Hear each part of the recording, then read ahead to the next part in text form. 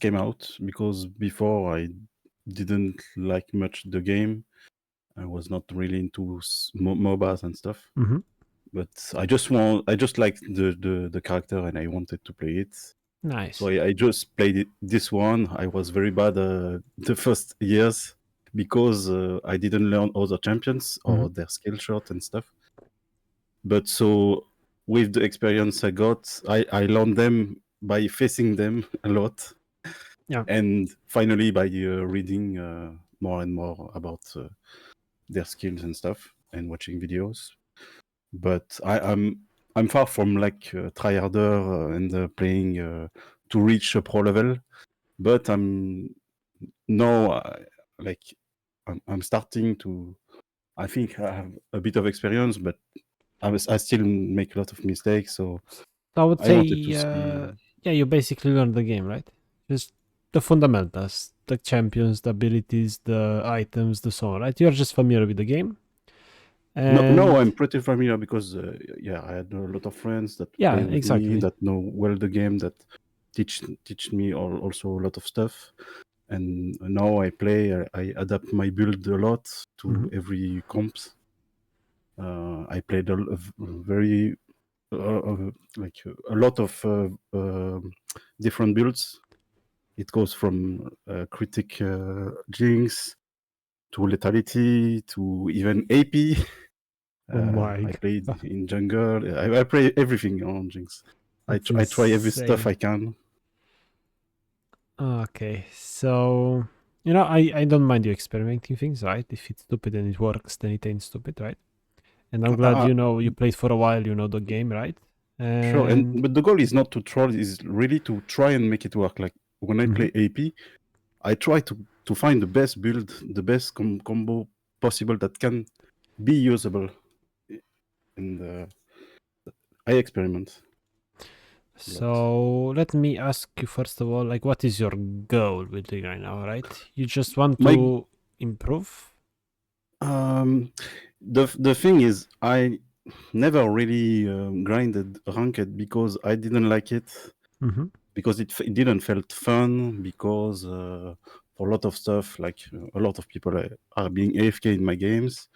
I see. I see. Um, Yeah, I didn't really the, play much. the Yeah. the thing that the thing that I'm a pure OTP makes it harder also, because I have to dodge some games and stuff, because I don't want to play anything else. Mm-hmm. So it makes the like the grind the sorry yeah the grinding harder and longer. Mm-hmm. And since I didn't had much fun, I stopped it. I never played ranked much, but I still want to know how far I can go by playing what I play, and Mm-hmm. which is like Jinx mid or top. Yeah.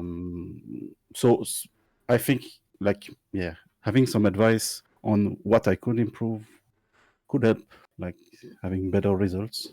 Okay. Yeah, we'll get into that for sure. But I'm just really really curious because I've never seen anybody play Jinx, not ADC, right? And especially with these items. So like, what Sure. made you want to do this? Because I was in my opinion, sorry to interrupt you, but in my opinion, like you're kind of making it a bit hard on yourself, right? Yeah, But yeah, yeah. that's true. That's true, though, but Mhm. that's fine for me. I like the challenge also, Mhm. so that's why.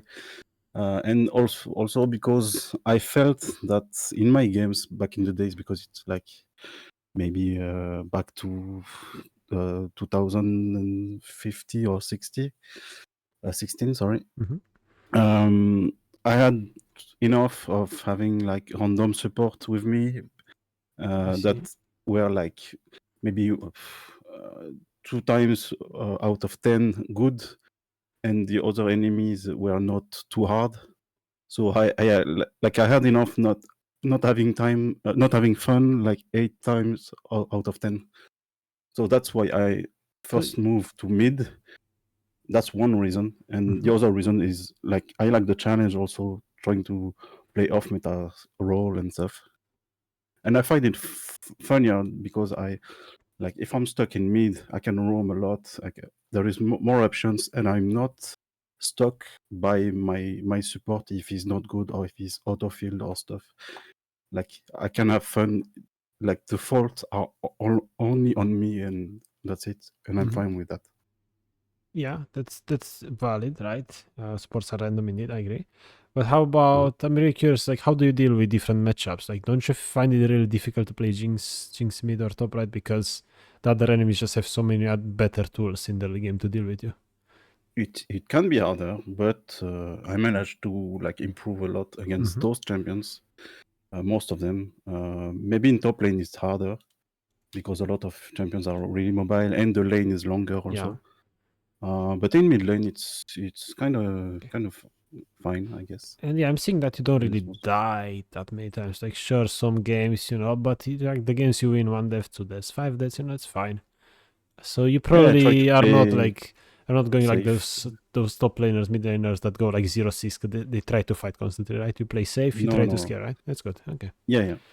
Okay. So yeah, if I don't think you're willing to really change this. Like you're not really going to want to play ADC again, right? You're just gonna keep playing mid, right? Yeah, Okay. probably. Yeah. Yeah, like it's not my job here to like make you just change completely the way you play the game. Like you like this, you enjoy this, it's a challenge for you. I respect Mhm. that.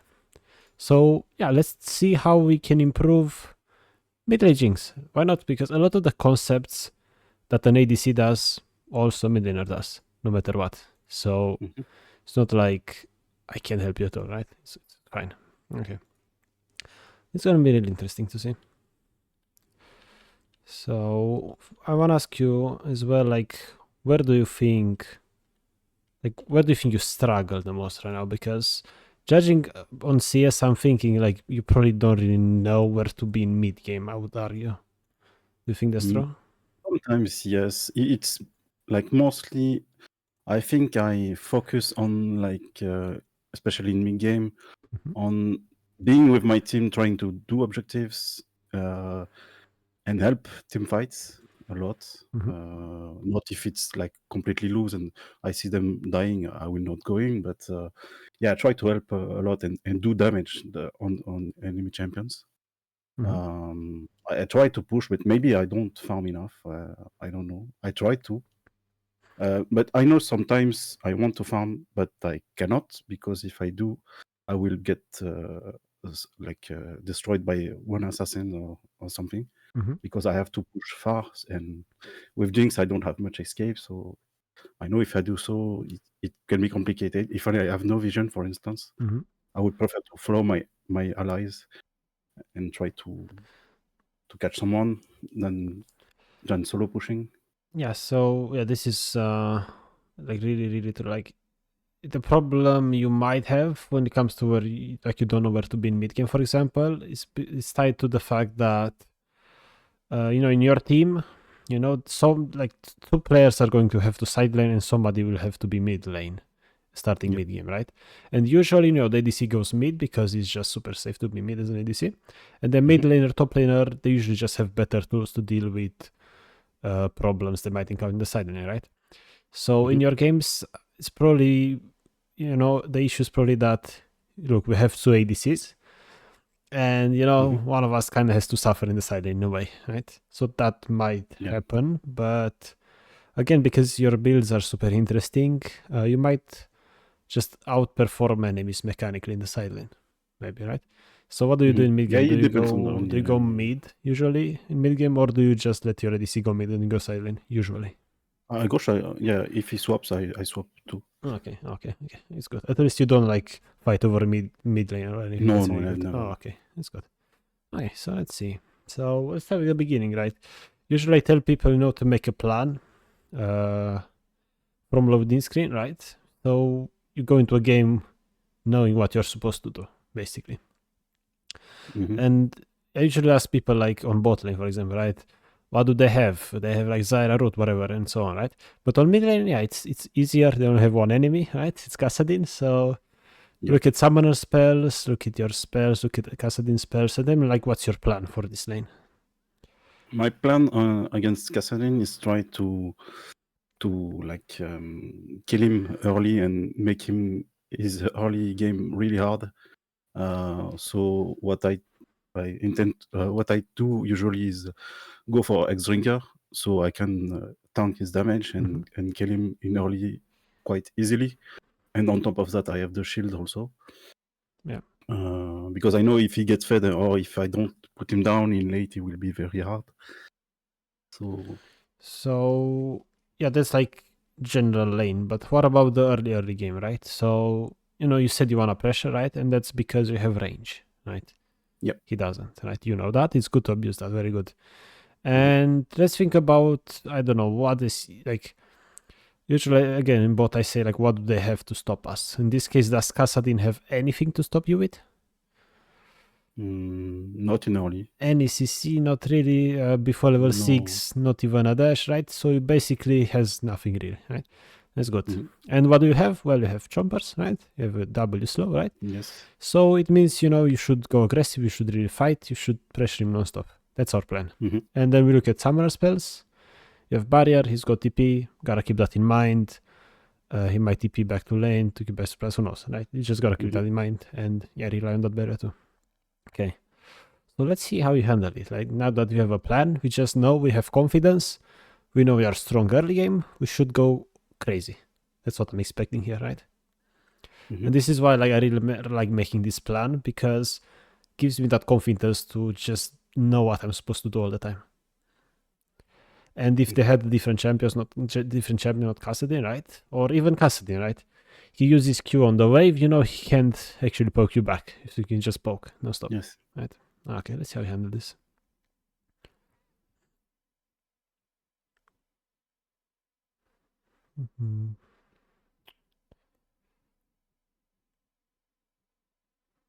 Let's see.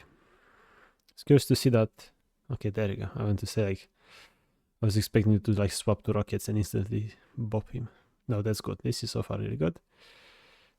You swap to rockets after one basic. So it looks like you have your mechanics now, which I'm really, really grateful. It's super, super cool to see a Jinx player knowing how to swap guns and so on based on your range. This is so far really good. And let's see what you do at level 2 here. This is also a really important step of the laning phase.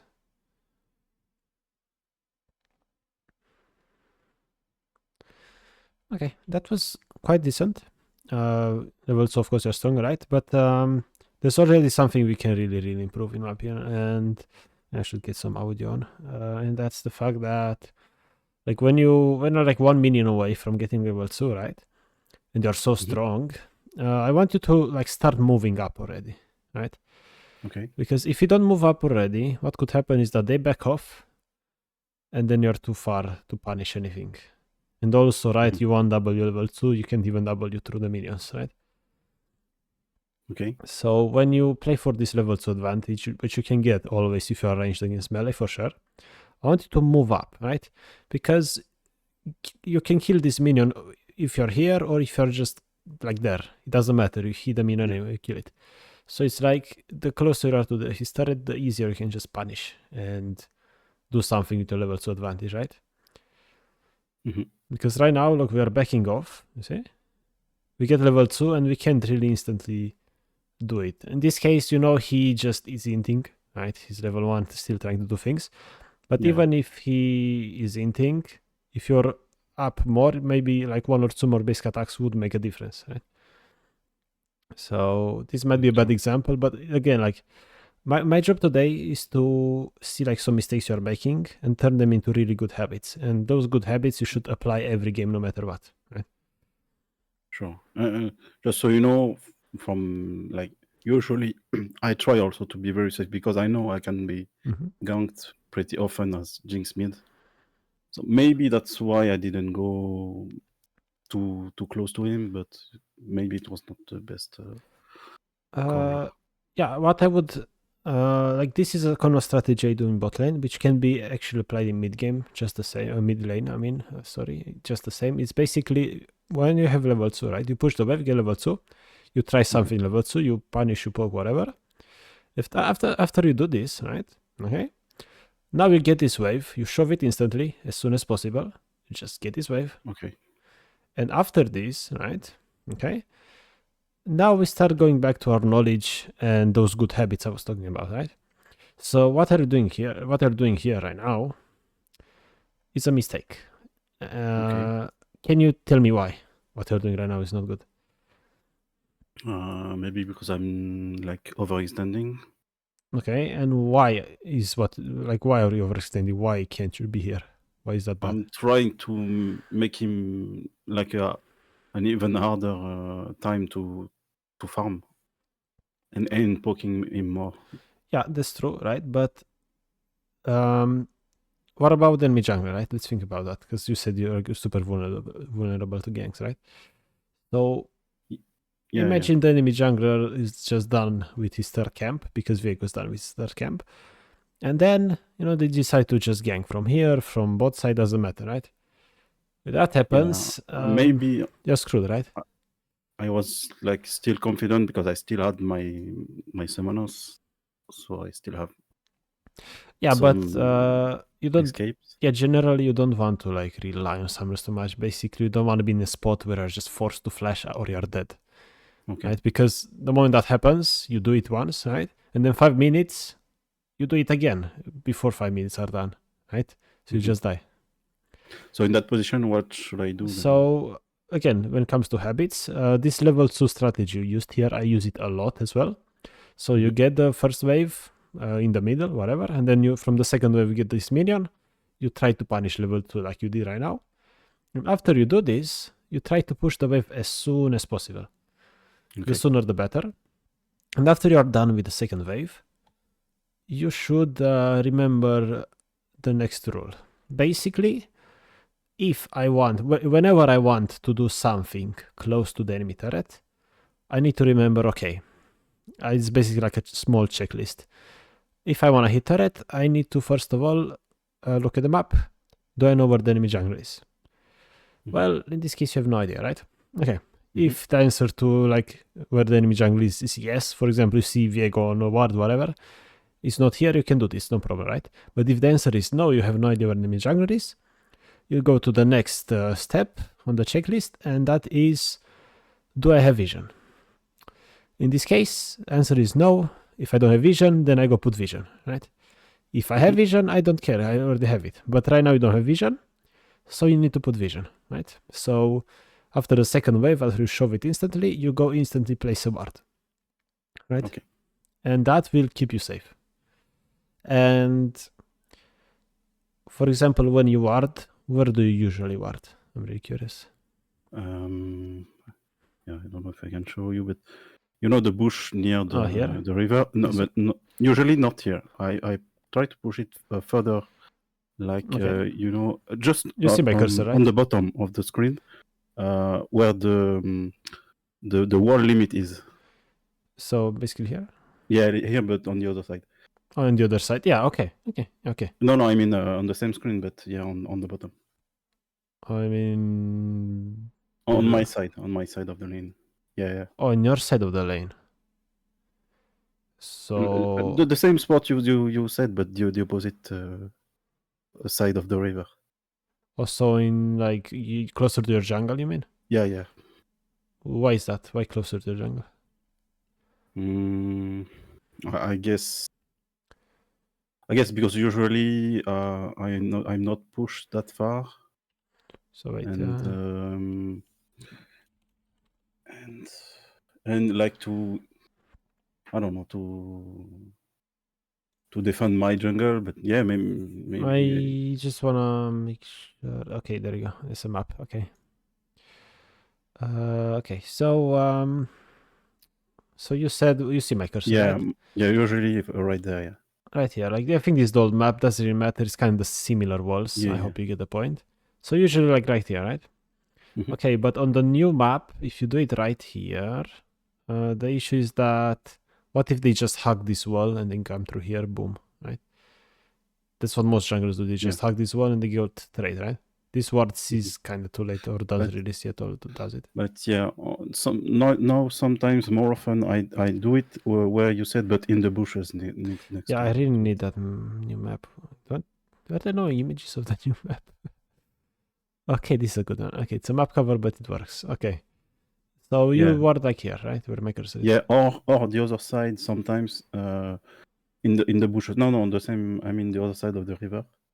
Yeah, okay. Right there. Yeah. That's okay. I just want to say, like, this is a really good spot.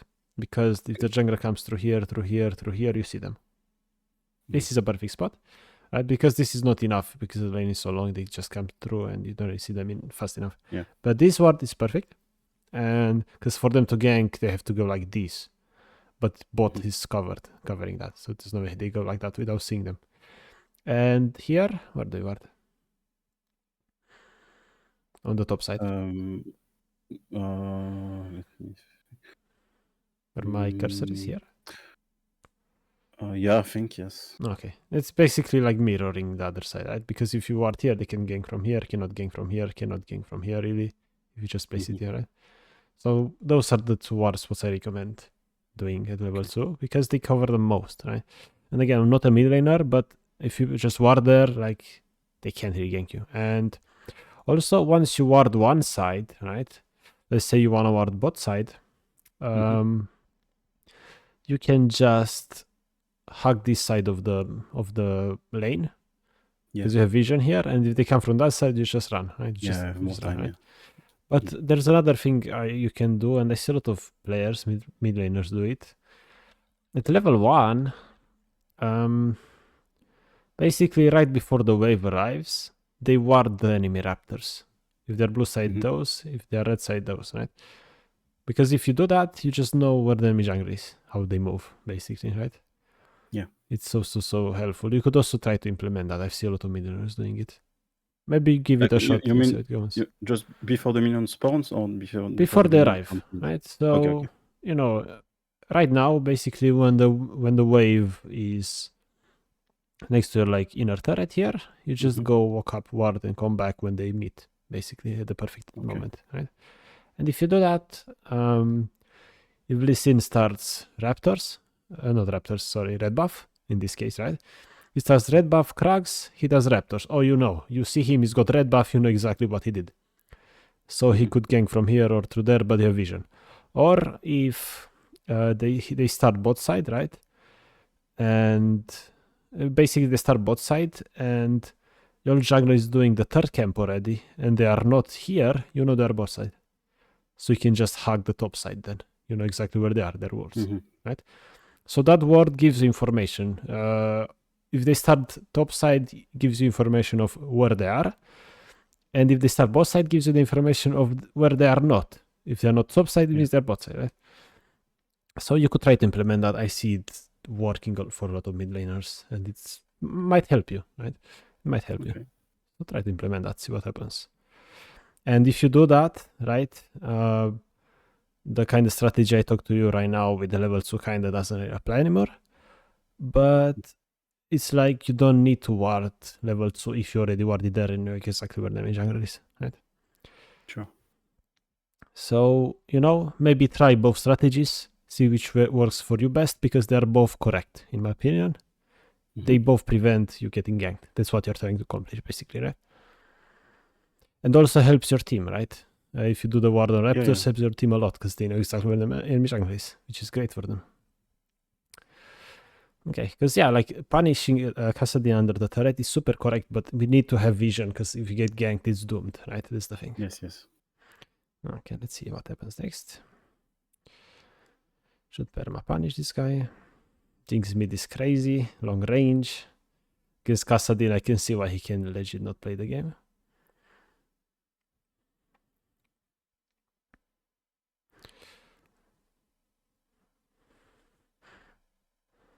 Oh, you're talking while you're playing. Yeah. I'm gonna get confused. I think I'm gonna get confused with your voice and the in-game voice, so I'm gonna mute it. It's gonna confuse me. Okay, so exactly what happened. What I told you about happened, right?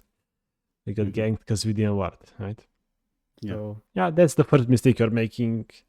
Well, second, if you think about the level 2 thingy, but yeah, try to improve this. You're gonna find a lot more success. You're not gonna get ganked early, right?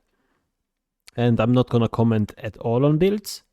They're up to you. You're the expert. I go with the same build every game, but that's because I stay bot, and on bot lane you're safe, right? But mid game is just a different kind of game. So I'm not gonna comment on builds at all. You know what they're doing. I'm sure you have experience. I don't, right? Yeah, kind of. Okay. I still do mistakes, but I know when I do them. Yeah, like you know how to build. You know how the items. Yeah, It's good.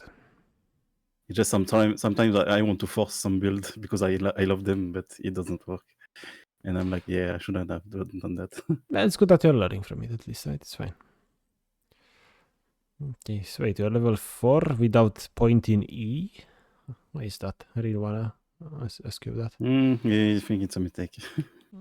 You just wanna get level 3 I giga usually chompers get it. because now let's say what level were you when you got ganked? Level 3, right? Right now, you could argue that before you take that terror shot. Right now, if Lee Sin is here and you have your chompers up, right? You could argue that you are ungankable. Lee Sin comes, you place chompers, and you kite around the chompers. Kassadin comes, you kill him, right? So you're 1v1 against Lee Sin and have chompers, Really? and you're full HP, Yeah. right? So yeah, but So that's really like a mistake probably because I never do that. No. okay, that's fine. It's perfect. It's okay. Yeah, it's good. It's all good. No problem.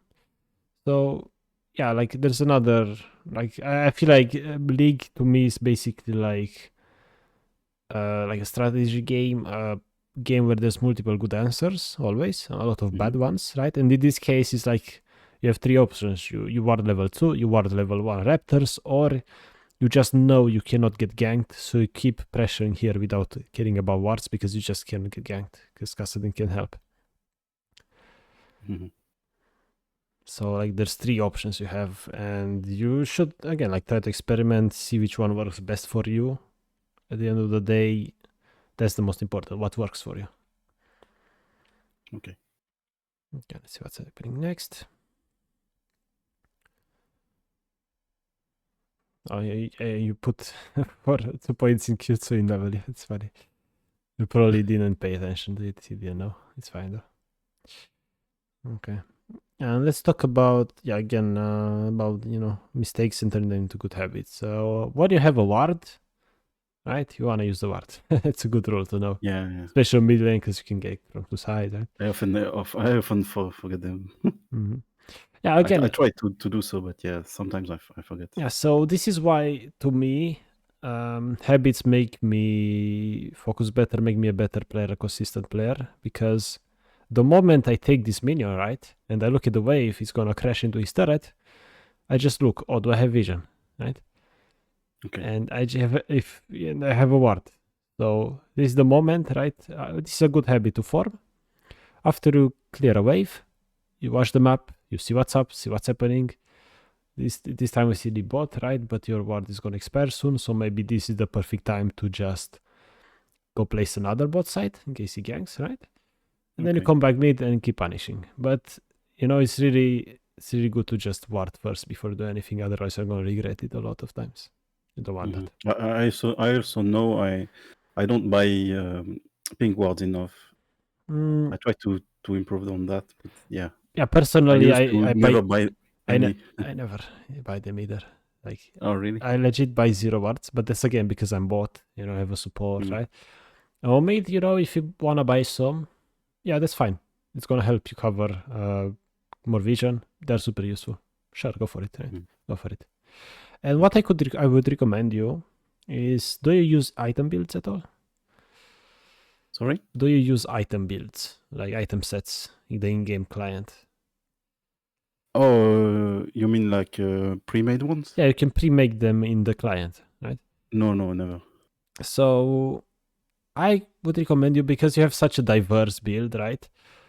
You could first of all just make an item build and have the starter items in there: your sword, your refillable, your Doran, whatever you want to start with. You meant like maybe I didn't understand. You meant like having build set by me? Yeah, just make your own item build, like your own yeah. item set. I have a lot. I have a lot of them. Okay, wait. I wanna see when you open the shop. Okay, here. Okay. Items. It's perfect. Yeah, you're right. Okay. Yeah. So maybe one thing you could do is remove the unnecessary stuff like the elixir of wrath. I don't want to buy it now, and it's in the left side, right? And what I would recommend is move the control art closer to here, or move the control ward next to early item or something, right? So you see the control ward more often pop in front of you. Okay.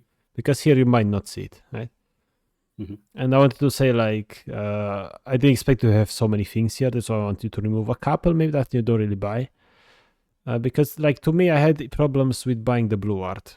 I never saw it at level 9. But now in my item build, what I have here at the beginning, I have a Doran Blade, a potion, the trinket, and the blue art. So whenever I'm level 9, the blue art just lights up here. I can instantly purchase because it's in my face, right? So for you, maybe place a control ward here, one here, you just see control wards, and it reminds you to buy them, right? And after you buy your sword, whatever, and you have gold left over, the control ward lights up, so you never forget. That could help you, right? You could try it. Why not? In this case, you didn't have gold, but still, you know, if it's in your face more, you're gonna see it more often.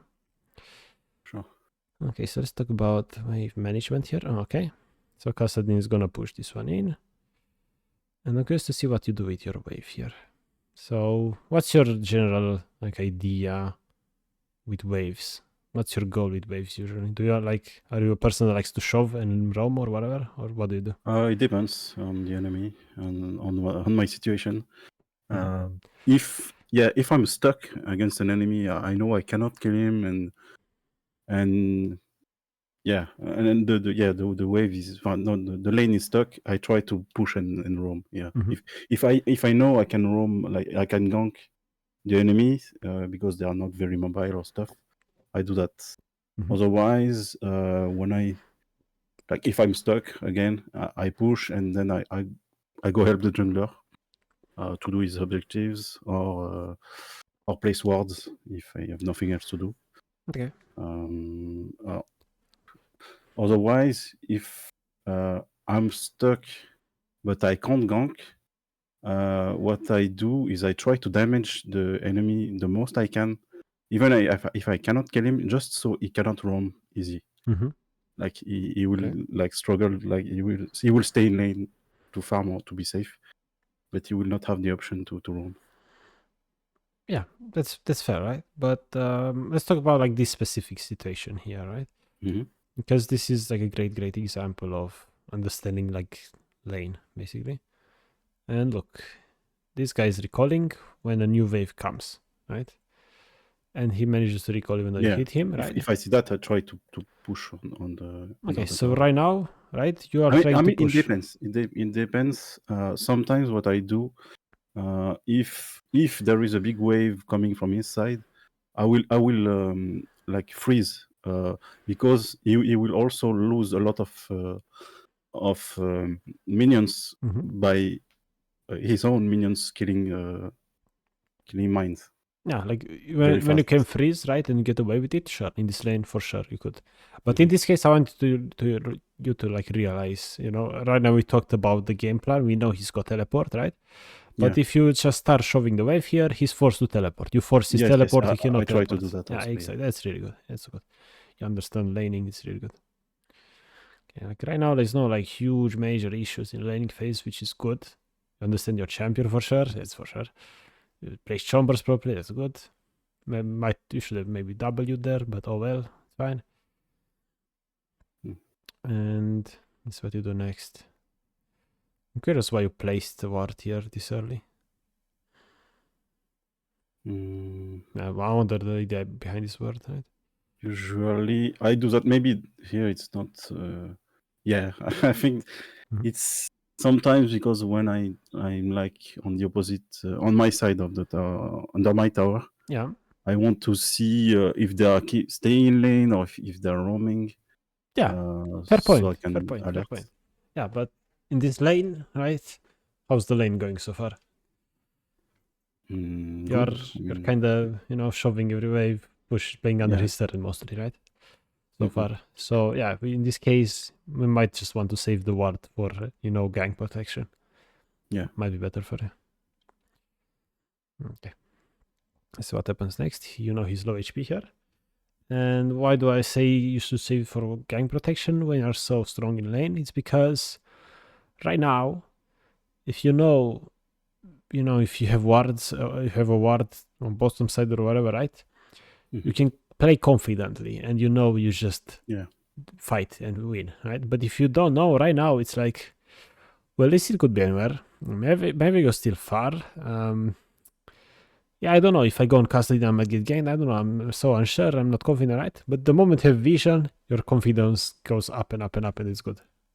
Mm-hmm. So you want to play with confidence as much as possible, and of course, gather as much information as possible. Because otherwise, yep, you see what could happen. Yeah. Exactly. Right. Zara proved my point, basically. Perfect. Exactly. So it's super important. Vision control is super important, especially as a mid laner, right? On bot lane is a bit different. You have two players, two trinkets, right? On mid lane, Mhm. your trinkets are so spare. That's why buying control wards should be fine in mid lane as well. They will help you a lot. But yeah, you don't want to ward in lane like that when you're in control of the lane and you can actually win. Because this could have been easily prevented, right? You could have prevented this gank super easily, no problem. You would have been still full HP, Khazad low HP. Zara wasted her time. And you would still be in lane fine farming, no problem. But now you lose like 3 waves or whatever. It's huge, right? Mhm. Okay, let's see what's next. Weird things happening topside. Void grabs as usual. They ruin the game. I hate those void grabs. But yeah, you have the option actually to go void grabs as Jinx mid. You have AoE. It's really good. I think you do it sometimes too, right? You mean taking the Void grab? grabs, Yes. yeah, with your I jungler. mostly go help the jungler. Yeah, that's good. I never do it myself, Okay, but I good. could. Yeah. You can do it yourself. It's a bit difficult. Okay, so now Kassadin is level 6 in this lane, and they're not. So here's when we need to start being a bit more careful, right?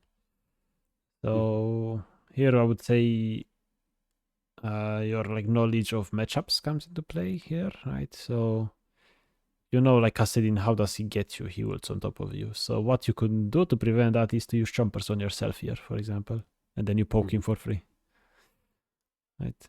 So here, you know, why don't you try to just place chompers on you and then just go on him?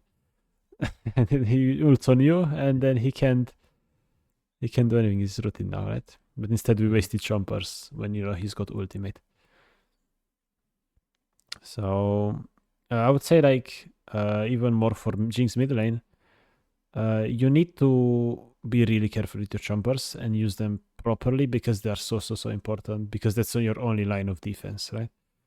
And in this case, it doesn't matter. You're just much stronger. You bought Hex Drinker.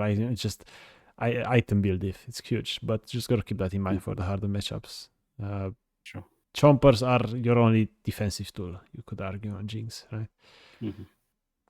And the W slow, but that's a bit less helpful.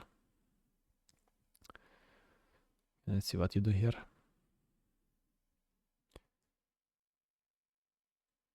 Okay, so you reset with a wave like this.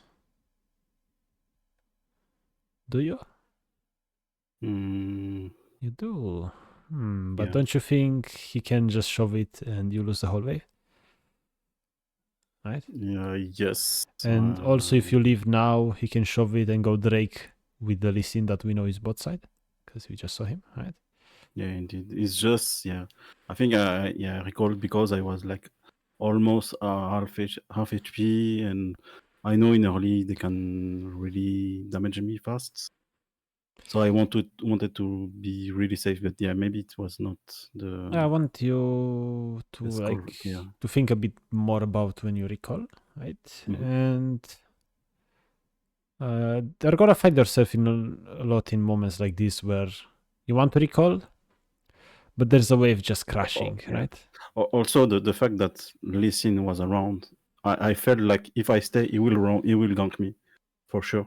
I mean, the thing is that if you're low, like almost half HP, right, and you stay, you don't have to play aggressive. You can just wait for Kassadin to push and then grab the wave, right? Yeah, true. So here, personally, I would not recall. I would just be like, okay, I would stay out of vision to encourage Kassadin to push, right? Here, I would stay out of vision because if he doesn't see me, he probably thinks I'm in base. So he's gonna try to shove, so you lose the wave. But because they out of vision, you're just gonna come back, grab the wave, maybe then you recall, right? And that's just much Sometimes better. I do that, yeah, but yeah, maybe not all the time. Or maybe you don't even recall. Sometimes you can get away without recalling, depending on what your team does, right? If there's action right away that your team wants to do, you might not want to recall because then you can join, right? Okay. So here we kind of lost a wave for no reason, but you know, it's fine. With practice, you just think a little more about your recalls and try to prioritize those waves a lot more. You don't want to lose these waves, right? It's so important. Yeah, you this don't. time it was really wrong. But yeah, usually I try to recall on the cannon wave. Yeah, that's correct. Yeah, I agree After with that. pushing, but, Yeah, I agree with that. One thing you could do to like self-teach yourself is, I don't know, maybe it's evening, you played a few games and you're like, okay, it's like 1 hour to bedtime. Okay, I'm gonna take one game and look at every single recall I did in the early game and say, is this a good recall or not? And that's how you improve alone or by yourself, especially as a miller, I would say. Like, see if that recall was good, if you could have done something, if you lost waves or not, and try to analyze it a little bit more, and they're gonna improve over time. It should help you a lot. So you can know exactly what to do in these awkward situations, because a lot of the situations in League are super similar, right? The same thing happens over and over and over. Every game is different for sure, but some things are the same. Basically, especially in the early game, junglers. Or I'll give you this nice analogy with chess, basically. So in chess, you have like a ton of opening names and so on, and there's the good players just know all the openings and so on, right? And after a few moves, the game just becomes random. It never happened before, right? But in those first moves, aka in League, in those first like 1 to 3 minutes, that game happened before, for sure, right? So that's when you need to just be super consistent and play that by the book, like with the early wards, early pushing, level 2 advantage and so on, right? And that's when you like start to see patterns forming as well, that you just repeat every game. And also another thing that's super consistent in League, besides the first early minutes, is the waves. Waves come every 30 seconds, and you can play around the waves consistently because they are always here at the same time every game, right? And that's when like recalling comes in place, you know. Can I recall? Is the wave here? Is it not? When is it coming? And so on. Those are just constants, not variables. They just stay the same every game. And that's why like practicing your recalls based on waves, it's going to make you like a better, more consistent players, because you're going to find that a lot of the situations are the same as in any other game. Okay, so let's talk a bit about tempo macro right now, right? Because of this example here. So have you ever heard of the concept I like to call tempo lines? Not really. Okay, so in my mind, basically I draw parallel lines to the river. Okay, parallel like this. That's the line, that's another line, whatever. I call them tempo lines. And the most forward line where your allies are, that's like the main tempo line, the front line, basically. So right now, whatever, you're walking to lane right now, okay? Right now your bot lane and top lane are on the front tempo line, right? They are actively engaged in combat, contesting enemy minions, whatever. They are fighting over minions on top, right? Those are on front tempo, right? And you are on another tempo line, like super far back, and Vego is on another one, like here, right? So you have like 3 different tempo lines. You're not really playing together as a team right now, right? So when that happens, when your team is on tempo and you're not, your priority is to get on tempo as soon as possible. So even if that's also like trying to fight with enemies, trying to go for an objective like Drake, or try to get turret, right? No matter what, you need to do something that's productive, and it's towards winning the game. So, and I also want to mention that it's exactly the same when it's the opposite. So if you're on the front tempo and your allies are not, you want to chill and wait for teammates to walk up so they're on tempo as well. Right? You want to play together. Because what's happening in solo queue a lot is that your ally dies, then you're 4v5, then another ally dies, and then the first ally respawns, you're still 4v5, another one dies, another guy respawns, you're just like 45 constantly, right? It's a fiesta. Yeah. So that's what you want to do. Well, you just want to minimize the tempo lines all over the place. Just want one solid tempo line, playing together with the team all the time. So when you're not on tempo, do whatever it takes to be on tempo. And when you're on tempo and allies are not, you chill, you wait. You want to play together. You don't face check, you don't do anything. So in this example, right? Kasa is missing, you ping, you have a wave to deal here, and you see 3 people and soon 4 people bot, and Mundo is top. And your Vego is farming, right? So right after you get this wave, because getting this wave, of course, is correct. You're a mid laner. Right now, you're a mid. You need to get the wave. You're bound to the wave. So after you hit this last minion, right? Let's analyze the map again, right? Because this is how I play the game, especially mid game. I go mid, I take the wave, then I make a decision based on what the map tells me, right? So right now we got the wave. What does the map tell us? And let's learn how to gather the information. So let's start with, we have like 4 things to worry about.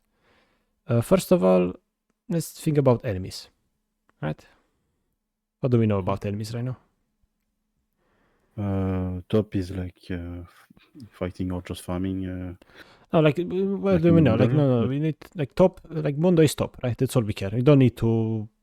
Okay. That's, like, when it comes...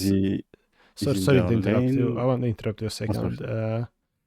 Like, when it comes to League, my goal is to simplify the game as much as possible for me, because then it becomes easier to be consistent, right?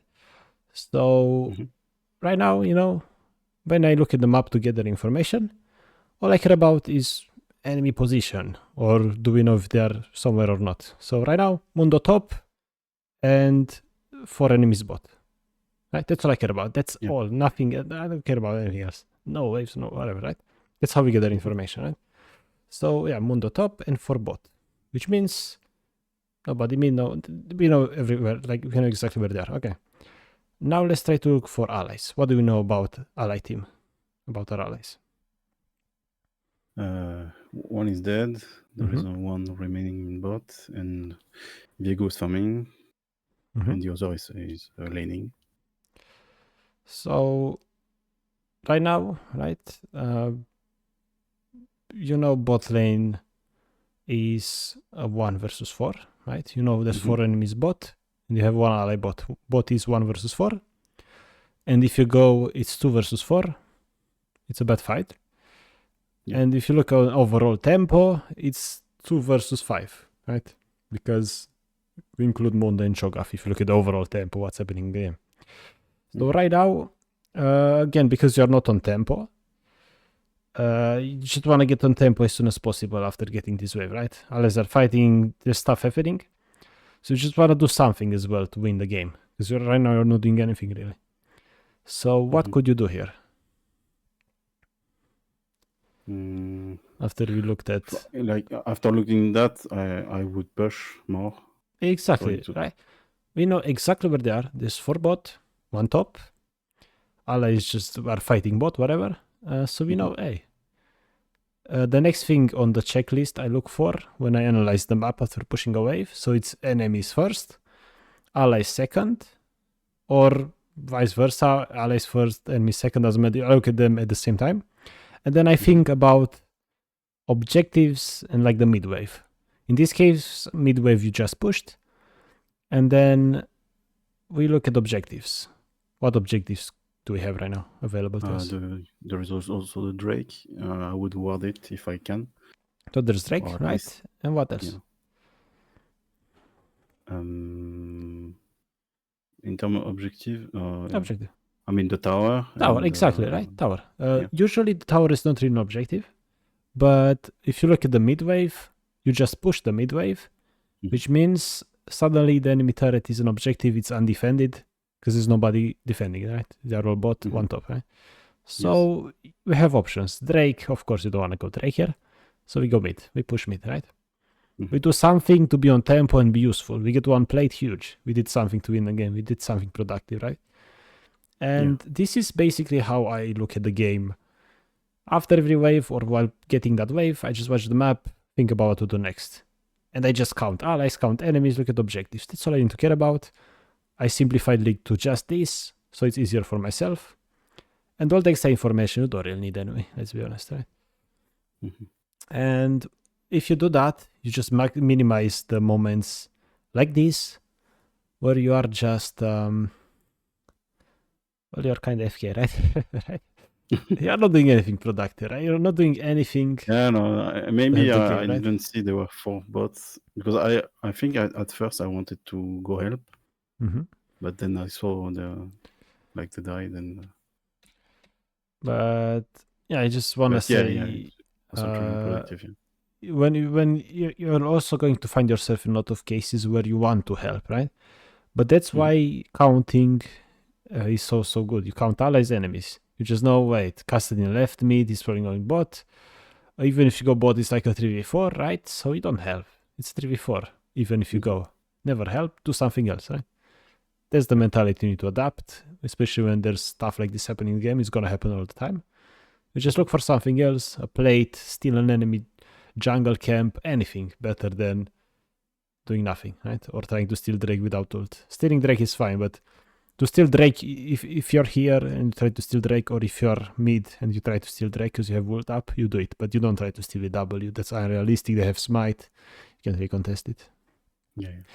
Tell me when's the last time you stole Drake with W? Maybe once or two. Okay, yeah, so it's really... Yeah, it's not really gonna have with ult for sure. With ult, yeah, for sure. But ult is global, don't need to be right next to it to steal it. Right? And boom, he's gonna smite at 596, I think, and his might is 600. No way to steal it. Right? Okay, and yeah, this is what we're trying to minimize, this dead time where we're doing nothing, right? But now, because they took so long doing Drake, right? First of all, you could, in this meantime, right, you just give Drake whatever, you wait for teammates. And this tempo concept, I want to mention that it updates constantly, right? So right now it's bad, your teammates are dead, you can't really go. But after we wait a little while and we keep thinking about this, right? We realize we are on the front tempo. Ezreal is here, Wei is coming, Viego might be in the fight soon, right? He's coming towards here, right? So suddenly it looks like, enemies didn't recall, enemies are kind of low. And we have allies here. And suddenly, maybe you could do something, right? But it depends on many things. For example, enemy HP and so on. But again, I try to simplify things and I just go back to counting, right? Because if you count here, you know that, like, Caitlyn, I think Kate was low or whatever, I don't remember. But what's important is that you have allies and they don't really have allies, basically. Because Zyra is not in the fight, she's almost dead. You don't really count her, right? And you see Kassadin coming, but he's too far. You're here with Hui, this is a 2v1. We want to take the fights always when you know this stuff. And this is why counting and so on is so important. Indeed, okay. Because it gives you, again, that confidence boost that you need. And now, if you look at the map, right, it's you Hui against Cassidy in the scene, but Viego is coming, but Caitlyn is coming. So you need to know, like, it's a 2v2, soon to be 3v3, so you gotta be careful how you play this. Right? So, yeah, this moment is like a moment you shouldn't really find yourself in, like awkward after a fight, this stuff happening here, it's super weird, right? Because if you're going to focus more on those mid waves in these kind of situations, right now you would be pushing mid, you would have gotten a plate, then you would push the next wave, and after that you could maybe try to fight with teammates. And if you do that now, Custodian would have kind of been stuck mid lane, he wouldn't really be able to help here already, right? This is why playing around those waves is so important in mid lane. You just gotta play around those waves so you don't find yourself in these awkward spots. Okay, let's see what's next. Okay, so yeah, right now the game. This is the game. You just think about all this macro stuff, all this tempo, and playing with teammates. That's how we become a better league player, right? And we simplify it to just numbers. Enemies analyze their numbers. Doesn't matter who they are. It's just numbers.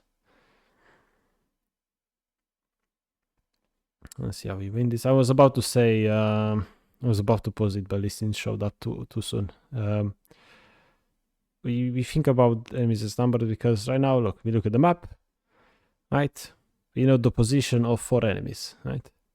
Yeah, but not the jungler. But not jungler. And is our jungler close? No, we are alone. So right now we could be 1 versus 2 here. And if we could be 1 versus 2, it means we are 1 versus 2. We are getting ganked when we don't know where the jungler is. He's in the closest brush. So this is why counting again is so OP. You just look, oh, I could be 1v2, so I'm not gonna fight. That's it. Simple. Okay. And the later you go into the game, the more obvious it's gonna get that you're 1v2. Like early game is like jungle position, ganks, whatever, but later it's just legit doesn't matter who they are. If you're 1v2, you never take that fight. Yeah. Okay. So let's see what's happening here. So now let's again analyze the map, right? Casa is here like super low. Your Vego's doing things. Your Cho'Gath is recalling. What do you do? What do you know, right? Basically, he's 1 versus 2, right? He's taking a 1 versus 2 fight. If he was looking at the tempo concept, he would know, look, he's right now 1 versus 2. It doesn't matter if Cousin is like half HP. He's still there. He's gonna use spells, right? He's 1 versus 2, maybe even 1 versus 3, because top lane, right? So you know that, and which means you should never even consider helping. It's a bad fight, so you just push mid, right? That's the mentality you should have. If there's a bad fight, you count. It's 4 versus 5, 3 versus 4, 2 versus 3. You never take those. You do something else. Push mid, put whatever, right? Just do that, and you're gonna find a lot more success. Okay, so here you see how you drop the ward, and now suddenly you see Zyra. Huge difference. You don't die. Great. Okay. Yeah, here again, like Zyra is around here. A lot of unknowns. You don't want to take crazy fights because she might be here. And she is, of course. One of the nice things about not playing mid lane actually is the fact that you avoid all the ARAM that tends to happen mid lane. Right? Okay, so let's see what's happening here. You see Lee Sin, right? Always just, to me, like League is basically watching the map and making a decision. And just seeing how many allies I have around me and how many enemies there are. And right now we know like Vego's kind of close. We have this guy here. But there's like 3 other enemies missing now. 2 enemies missing. It's like awkward. We shouldn't really try much, right?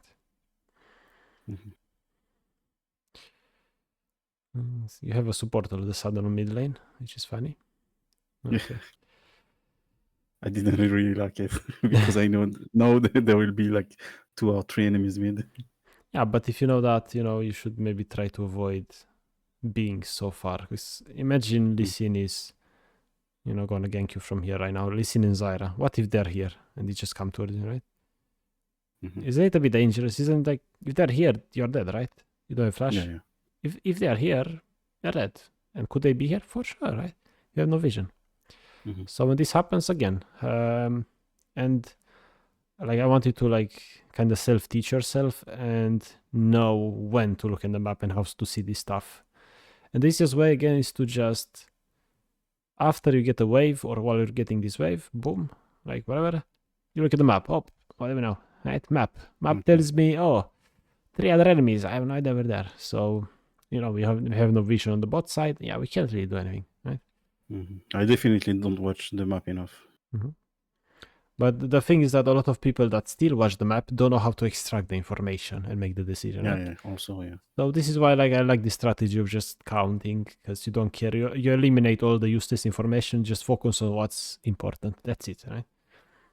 You simplify the game for yourself so you can be more and more consistent. and consistency is king in League.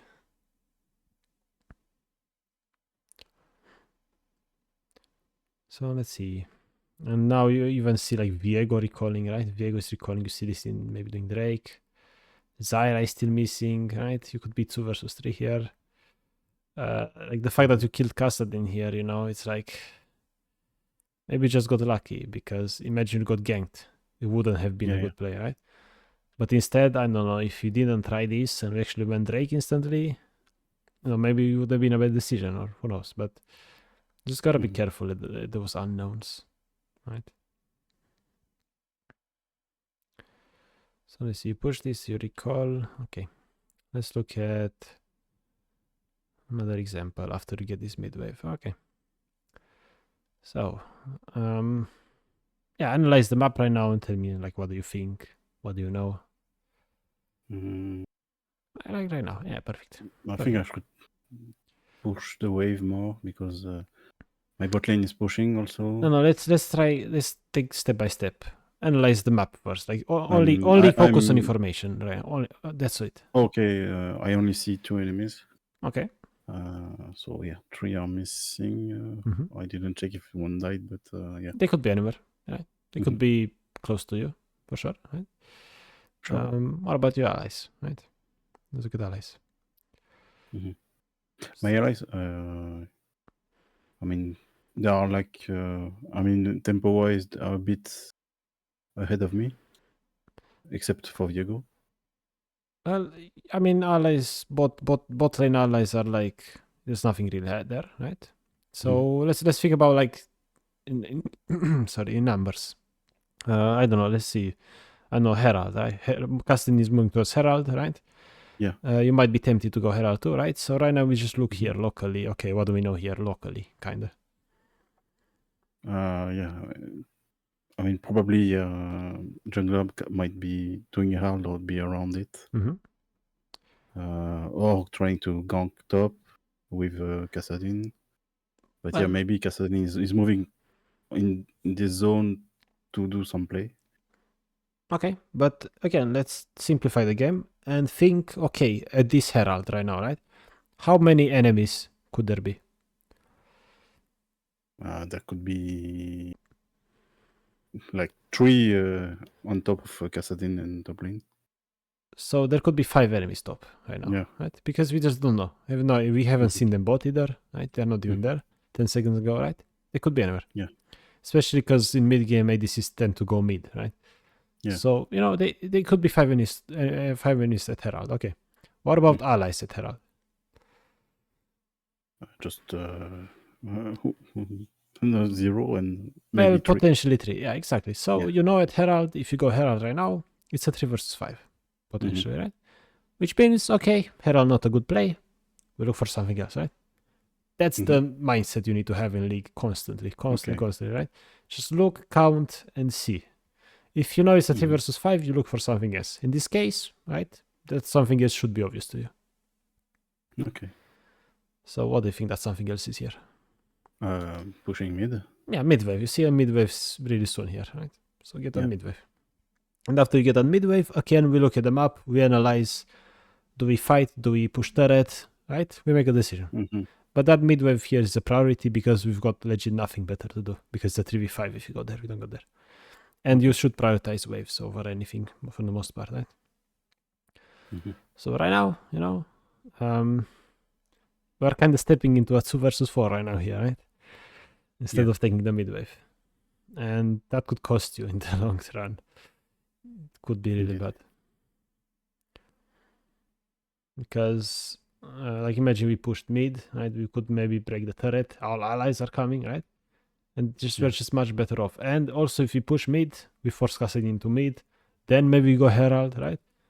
Just way more options. If you just get at midway first, especially if the fights look outnumbered, right? And right now, again, we got this wave. We pause the game. What do we know? We know one bot lane is in their lane. Yeah, so there are like maybe 4 next to us. Okay. And what about allies? I don't. I see 4 for now. You have all the allies around here, right? All the allies are here on tempo together. Like either you hit the turret, you go herald, no matter what. You're playing 5 versus 4 right now, right? Right now you're 5 versus 4, which means you should go crazy. You should engage. You should fight. You should hit turret. You can do whatever you want right now, and it's correct. And looks like you fight, you get a kill, right? We are outnumbering the enemy. This is the correct play, right? This is good. And even now, right? Here we back off. Why is that? It's like, yeah, we're kind of low, but we are still 4 versus 3. Cat is both, right?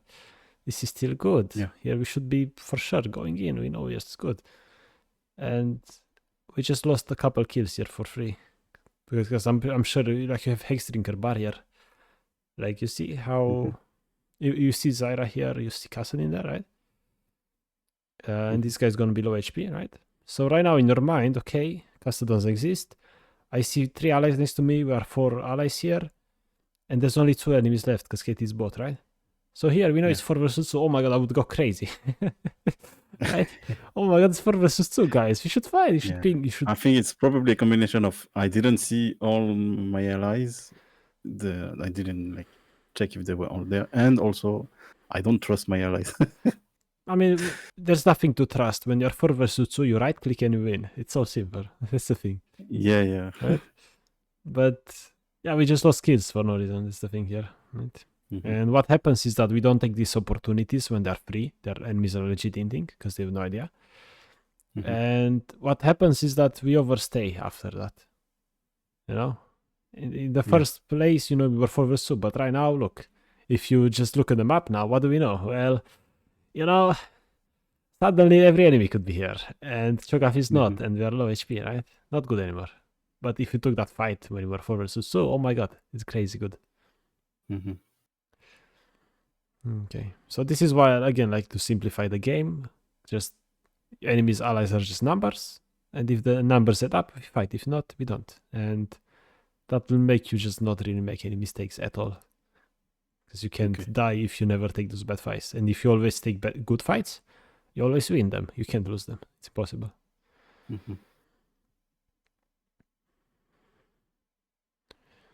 And here just meleeing a Cassadin, cool, whatever.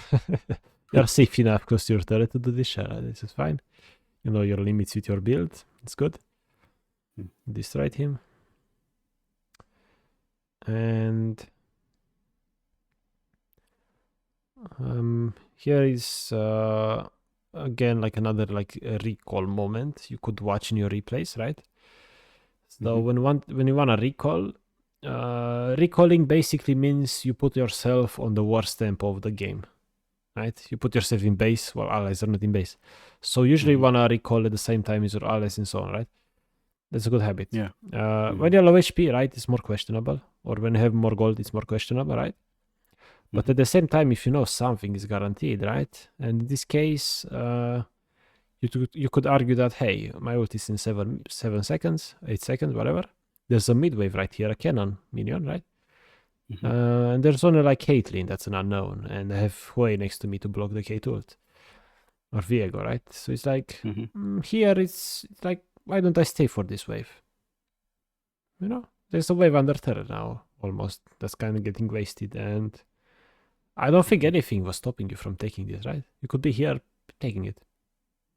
Stopping you, right? Yeah, I was just getting like wanting to be really safe and don't risk my low HP, but yeah, maybe that was too much.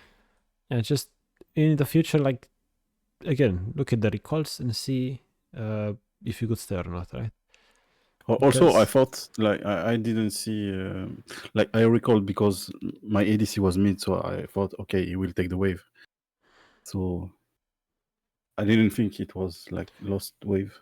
Oh, your ADC. I mean, why is the support now? Oh yeah, right. But like in this case, like the thing is that in this case you could argue, and this is a perfect example of showcasing how. This is why like I don't mind playing bot as an ADC with a random support every game, because you can actually influence your teammates a lot more than you think. And in this case, you would be like, okay, if I stay mid, Kate could ult me, right? And I'm dead. But if you stay mid, Hui sees you, and he will stay mid with you, right? So he will block it for you. But if you don't stay, he has no reason to stay. He's a support. He doesn't to get away, right? So this is one way to like influence teammates. You know, if you play with them together, they will play together with you. But if you recall, they can't really do anything to you, right? Okay. So now you see Ezra walking, right? But no, you know, he wasn't this time yet. But it's fine. Like this recall is not even that bad. It's fine. You know, don't stress everything too much.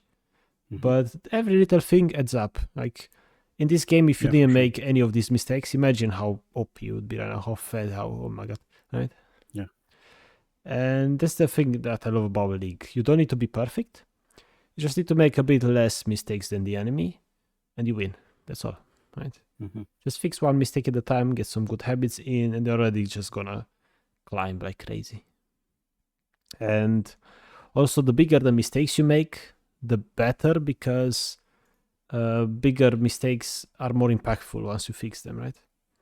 Yeah. And why is this a thing on the screen in the middle of the VOD? Why can they? The play, The play thing, yeah. I'm gonna start. it's Please no ad. Okay, no ad. Oh my god. you need the Chrome extension. No, I don't like ad blockers. I see the reason of ads, and they're I feel like right. You can't have content creators without ads, right? It is for me, it's too annoying. For me, yeah, that's why I have YouTube Premium, but Twitch, nope. I don't watch that much Twitch anyway. Okay, so hopefully, like while the ad is playing, hopefully you know it makes sense, right? I hope you see the game in a bit of a different way, right? Yeah, of course. And I hope you can see how much impact you can have just by being where you're supposed to be, right? And how much more gold you would have had. It's clearly not all the time, because I have plans in my games, but there are times where I don't really know what I should do. So yeah, this will help a lot, I guess. So, you know, in this example here, like right now, okay? After you get this cannon minion, I think the past you would have had no idea what to do or what to look for, right? But the present you that knows all this information now, okay? You get this cannon. And yeah, what do we do? Look at the map. Again, tell me what you know. Let's try to make a decision together. There could be 3 people on my side, so... Yeah, 3 unknowns, right? 3 enemies are unknown, right?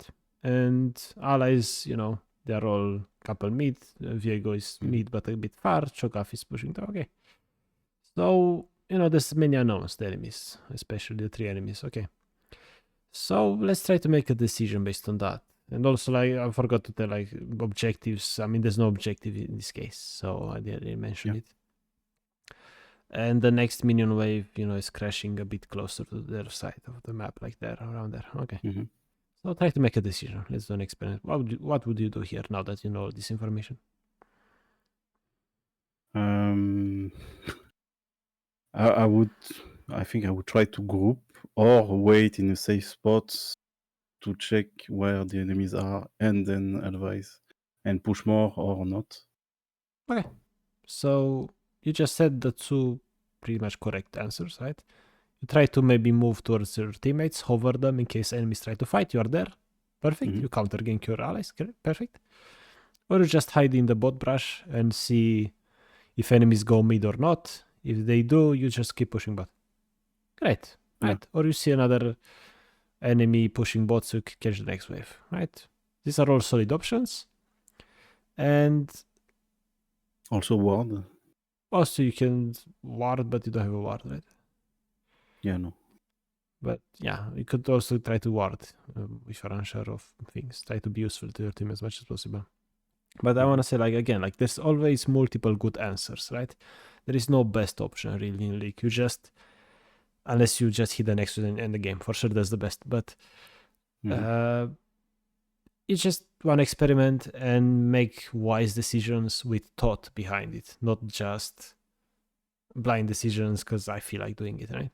And this is why it's so important to look at the map and analyze and see what's up. So here, you know, personally here I would be like, okay, I'm gonna move towards mid because I have vision here.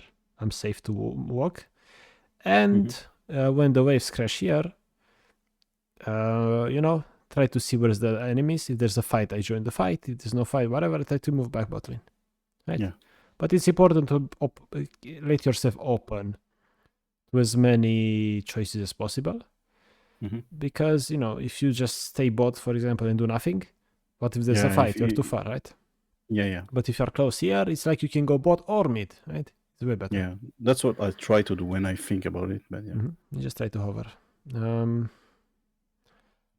This is more of a Jinx tip specific. Here, for example, does this ult kill Zyra? Nope. Okay, so why to be ult, right? It was just to help the team, like if they want to do a move on after I eventually eat. I mean, personally, right? I wouldn't really ult if somebody doesn't die from it, because it doesn't really do much, really, right? Like she's half HP or a quarter HP, she's gonna behave the same way, I would say. And she's gonna cast anyway, and she'll stay far back anyway. And now you don't have your ult to maybe finish a kill that's in front of you, right? That would have made a difference, or to hit AoE or something, right? It's just, try to avoid ulting when you just know, right? It's basically just wasted the Rhino for no reason, right? Yeah. It's just maybe it's just like a habit I have, because when I play like lethality builds, I tend to ult a lot on cooldown, because I know I will get another one like in 30 seconds or 20. Actually, that's I ult as often as I can, but yeah, in this case it's not. Just try to put a bit more thought behind those ults, right? What they're actually trying to accomplish, right? Okay. Because Zyra will behave the same way again, but that's a bit more too specific. Okay, so here we go back to the game, right? We see enemies. There's just one enemy missing. Hopefully you know that as well, right? There's the Kassadin that's missing, right? And usually I might be worried. Right now we just see Kassadin, but let's say we don't see him, whatever.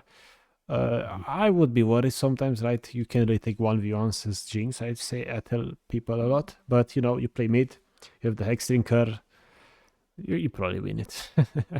Yeah. So... Yeah, against Kassadin, yeah. But in late, it's less obvious because he does way more damage. Yeah, but right now, your I limits. feel confident. Yeah, you feel confident. So if you know that, and if you look at the map, right, you know only Kassadin was missing. So hey, look, I can be here. It's safe, right? It's good, right? But it's important to watch the map and make this decision based on the information you get. And if you're unsure, don't do it. It's important, right? Don't do something you're unsure of. In this case, right?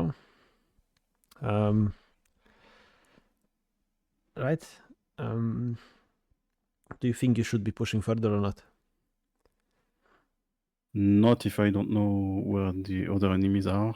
And I remember I was checking all the time if they were staying mid or not. Because if they are not, I was going away. So let's see what you do here. Okay. Right now you still know there's only, like, Kassadin is dead, Zyra is mid, the two other guys stop, right? But now you start to get more information. Teammates are doing a great job. Now Kassadin respawned. The Mundo Pro recall, he was low, right? It's like we are 1v2 here, so you back off. Okay. And I'm curious to see what you do here. I skip by mistake. Okay. So I think I'll go for Drake. Yeah. So what do we know here? Nothing about the enemies. Well, we know something, right? If you look above the minimap. But yeah, we know we will be 4 for Drake, at least, or 5. Yeah, but like about the enemies, we know something about an enemy here. We know they are not mid. No, like if you look above the minimap, right? If you look above the minimap. Above the minimap. The death timers, right? Oh, yeah. Right, the Zyra is dead. So, 3 are dead, yeah. No, like only Zara is dead here, right? So it's like Yeah. Shogav is spawning, Actively he's spawning. coming. It's like he's first before Zyra. And Mhm. you're in together, it's like, hey, Kassadin has to catch to Drake now. Drake is free, essentially, right? You try to do it, and you realize, hey, Ezra doesn't want to do it. Okay, Yeah. happens. It's solo queue, right? But it's good that you recognize it, right? But in this game, I don't know if you recognize you're outnumbering them or not. But in the future, you I know will. I tried to start the Drake, but when they didn't follow, I didn't. Yeah, I just want to I didn't. say, like, if you see something that's a good decision, try to do it. But if Mhm. teammates don't really cooperate, Ezra recalls, Shogav go stop, right? Suddenly, hey, it's like 3v5. We don't do it anymore. Good. Mhm. We back off, right? We try to adapt to our teammates. They will not do the correct plays all the time. You try your best to start it, ping it, but if they don't follow, okay, we just know it's Mhm. not good anymore. So right now, what we would like you to do is be more assertive in your games, aka, I would spam ping to back away. You need to do it because otherwise Hui Mhm. will be tempted to poke and he will die. Viego might try to steal, he will die. Mhm. Right. So I would just pumping them to back off because it's important to do it. Otherwise, they'll make the worst decision ever. That's always happening. It always happens. Yeah, I know for sure that I'm usually lazy to ping my allies for moves like don't go there, like go like I only ping for missing allies most of the time, or if I'm going in a like going in with an ult or something, Mm-hmm. or to start an objective, but that's it. I don't like most of the time I don't ping for allies to go back or stuff like this. Yeah, we should again try to practice it more. It's Yeah, gonna help in the long run. it's just I feel lazy to do it. Mm-hmm. But yeah, I know it could help. So let's talk a bit about this. We'll talk a little bit about this. So for example, after this Mundo bullies you off a little bit, right? Now your instinct is to kind of take go Drake, basically, right? Mhm. And you want to go around switching front to back with your teammates, which is fine. But ever thought about maybe getting bot wave here? I don't know. Have you Mhm. ever thought about it? Maybe it's good, right? Not in that scale, yeah. In this case, you could argue, I want to join fight, but it's like maybe why not? Why don't we try to just bully that Kassadin out, right? We could go from below, try to bully Kassadin out, and then that's also win. Mhm. Because if you go around here, what happens is that you're just too far, right? You're Yeah. not really in a fight. You're just walking around. And imagine you were behind to place chompers behind them. That would have been insane, right? Mm. Would have been crazy. And It's just I'm also, really used to being catched while being around the jungle, so I try to like move around, like being close to my allies, but not to be yeah, unsafe. So here, that's why I made a yeah, huge turn, because I didn't feel like going in the other way alone. yeah, like I like that you have a habit of being with your team and playing with your team, right? In the team fights, especially. It's good. It's a good habit, right? I Mhm. just want you to like keep in mind there's always maybe a different option you could have and try to Yeah. look for those if possible. But no, this is fine, and this is not like a huge problem, even in the special case, right? Again, because it's all about good habits, and Mhm. good habits means it's like a situation that's good like 95% of the time, and the other like 5% is like an exception, but we don't really care about these exceptions. They don't really play every game, right? This is maybe an Yeah. exception where, hey, flanking might have been good. Staying bot might have Mhm. been good, right? Yeah. But at the same time, if you go for consistency and you try to do this, at least, we get a kill on Kassadin, right? It's like we were fighting, we got a kill, we didn't die. It's still good because we applied consistency, we are fine. But what happens next? We need to talk about. We need to talk about a little bit right now, right? Right So now we are 3v4, so yeah. exactly, right? So not even 3v4 because Shogath is low HP is out. Yeah. Mm. So we need to back off and go get a mid wave maybe, right? Do something Mhm. else. If you're outnumbered, do something else. That's the rule in League. And that something else is usually like a wave. That's a high priority if you can. If not, look for turrets, objectives, camps, whatever. Right? But in this case, there's that mid wave, bot wave, top wave, whatever. Anything is better than fighting here because this is doomed. And we waste flash, right? Okay. But it's harder to know these situations, especially middle of the fights. But I guess a habit, you should just try to, after you get a kill, in custody, after you get on, you try to watch the map and see what's up, or try to reanalyze the fight a little bit after getting a kill. Try to see, okay, allies for we could say like after each objectives or kills, reassess the situation with the map. Yeah, like you get a mid-wave, reassess. You get an objective, reassess. You get a kill, reassess, and look and see what's up. You need to be aware of your surroundings, and even before a fight, of course, you gotta be careful at what they have to kill and so on. But it's just important so you don't get in these awkward 2v4, 3v4 situations, because you might be tempted to go in, but then you realize too late that wait, our allies are actually dead. It's not good anymore.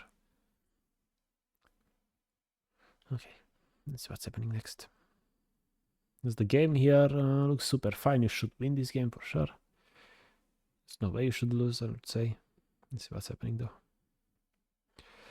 Okay, this is a perfect example of enemies kind of overstaying.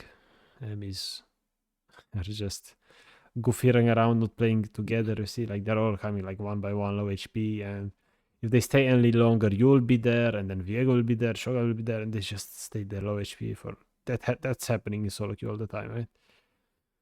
Yeah. And right now, analyze the map and tell me what you think here. We are 3 mid, so we should push. But no, one is recalling. So, but we're still 2v1, but we don't know. There are 3 deaths. They're Mondo or whatever. Like, okay, let's think about enemies. Okay, three enemies are dead, and 2 of them are alive. 1 of them we see, the other we don't. Okay.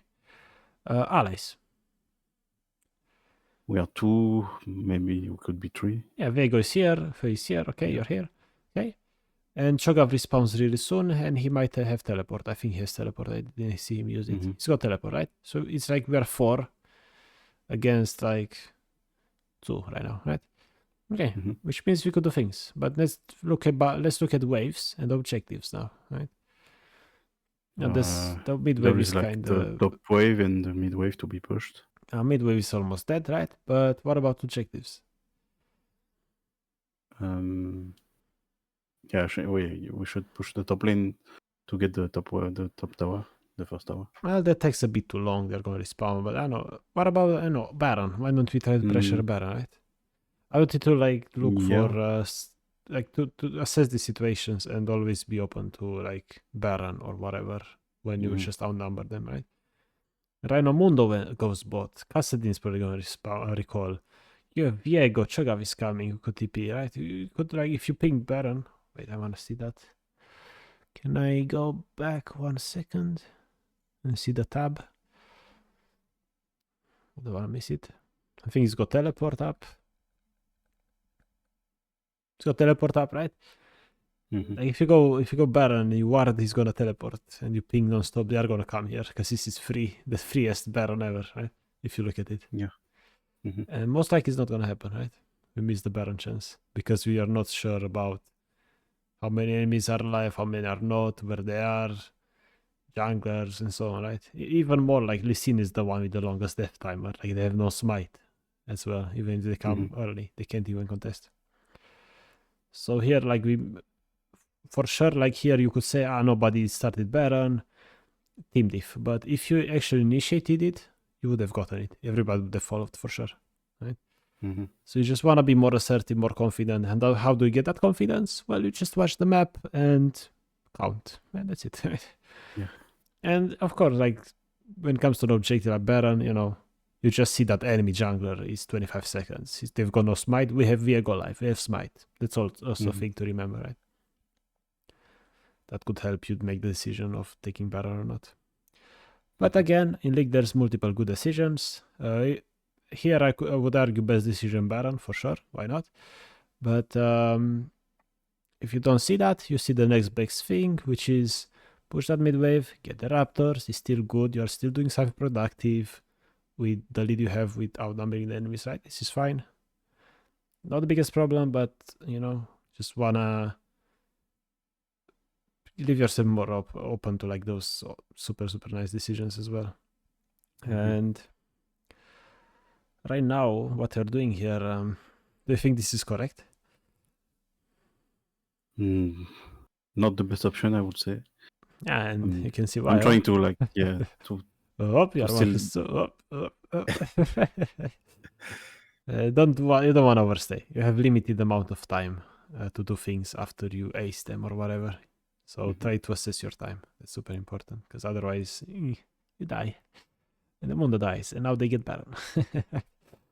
Or no, Lissin died actually. They might not get Baron, never mind. Lissin died, but if he didn't die, they would have gotten Baron here, right? So here we just take these Raptors, and now we assess. Right, we get a mid wave. Okay, let's do a real time assessment of the map, basically. Right, we look at the map. Like we are first on tempo. Nobody's else is close to us. Like that guy is there. Like Wei is close. We get this wave. Mundo recalled. There could be Mundo is bot. There's like 3 enemies here. And we get this. We look. Oh, Zyra, Caitlyn. Viego is recalling. Okay, if I go take those crags, there could be like 4 enemies here. We don't know. Yeah. Right? There's nobody close. They see us because of the way. Wait. Oh my god, it's bad. That's how we should assess. I tried to run the fastest I could, like to be hidden, but it was too late.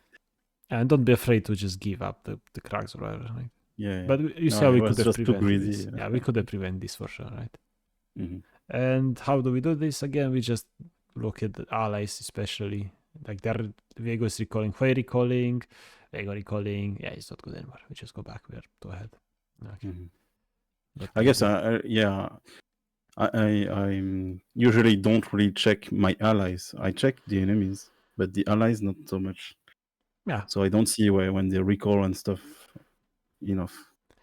Yeah, so when I talk to you like about those recall timers, right?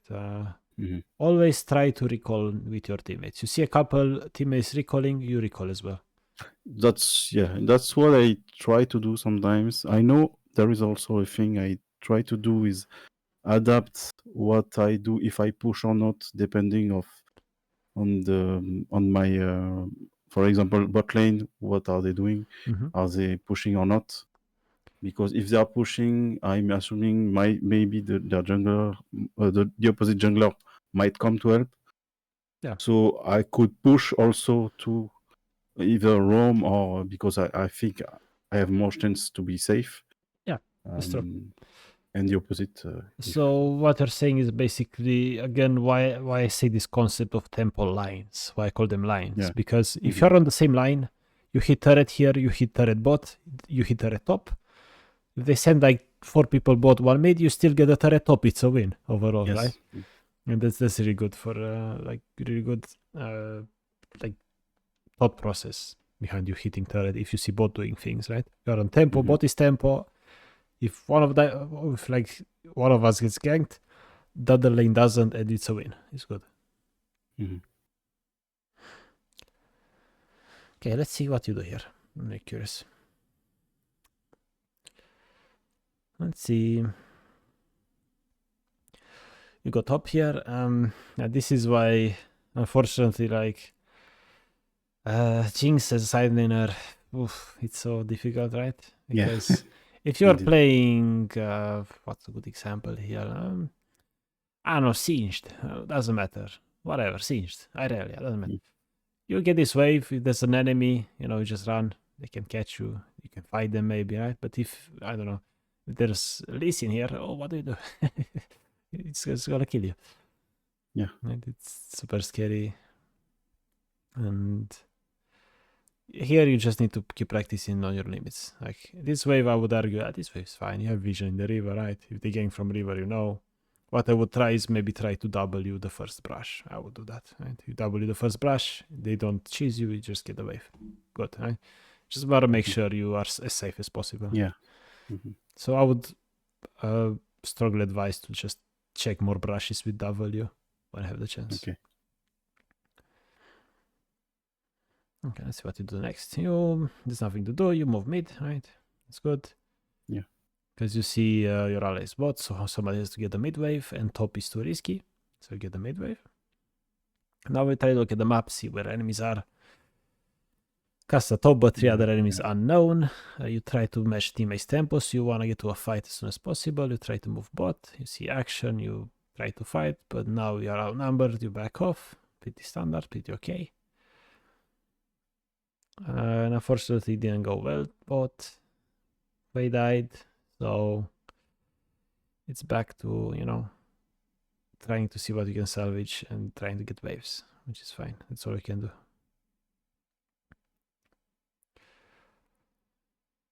Okay. Here, there's not much to talk about. Like, kind of did the right thing in a way. Mm-hmm. Here, you could say Arthur Hui is dead, right?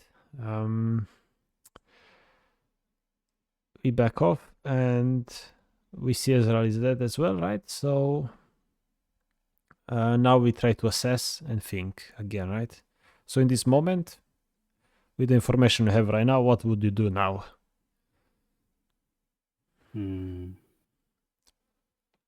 Let's gather the information first, right?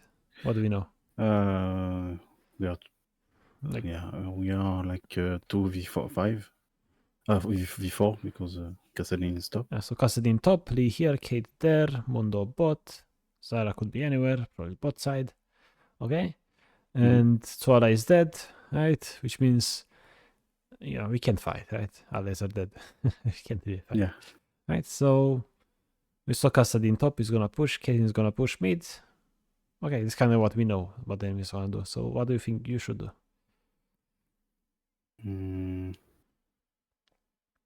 I was going like to defend top, but maybe defend top, right? Kassadin is top, you wanna defend top maybe, right? That's something you can do to put yourself like in a good position, useful position, defend the turret from being destroyed. That's huge. It's great, right?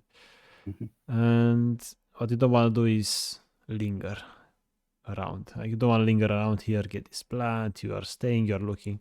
You can look for an ult, but we're walking bot for kind of no reason right now, right? Because even if you join, we are outnumbered. I was like trying to stay close to the remaining allies and not just going forward to my lane because I knew some Lee Sin could catch me if he really wants to sometimes. Well, so I mean, here I try not to go the usual way where he could predict, but I mean, here is like if you are afraid of dying, you wouldn't stop for the fruits, right? Not really.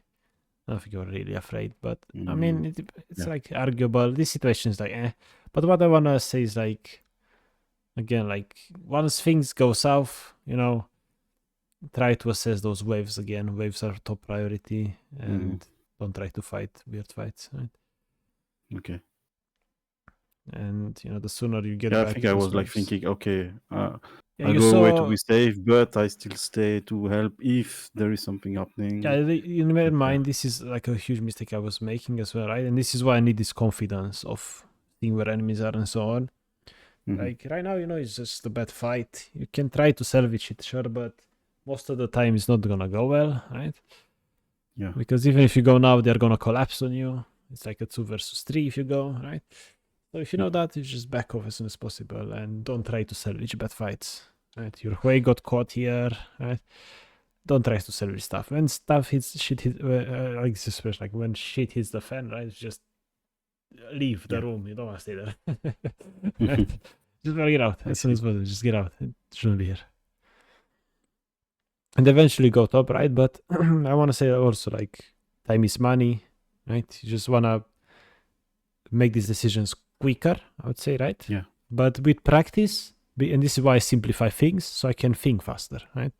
With practice, you're going to get faster and faster. At the beginning, right, you're going to still think slow, maybe take more time to get these decisions done, but it's fine. Don't let it worry you too much. You're just going to take your time and improve over time.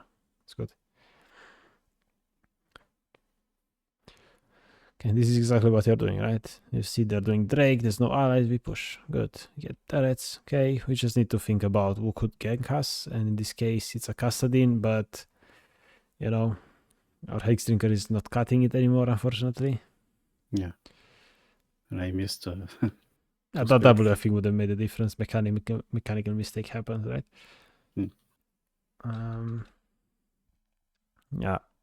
So you see Zyra, you see Lee Sin, you see Caitlyn, you know Kassadin is here. So in this case, right, it's a question of can I 1v1 Kassadin or not? That's basically what's happening here, right? And in your mind, I think you are quite confident that you can, right?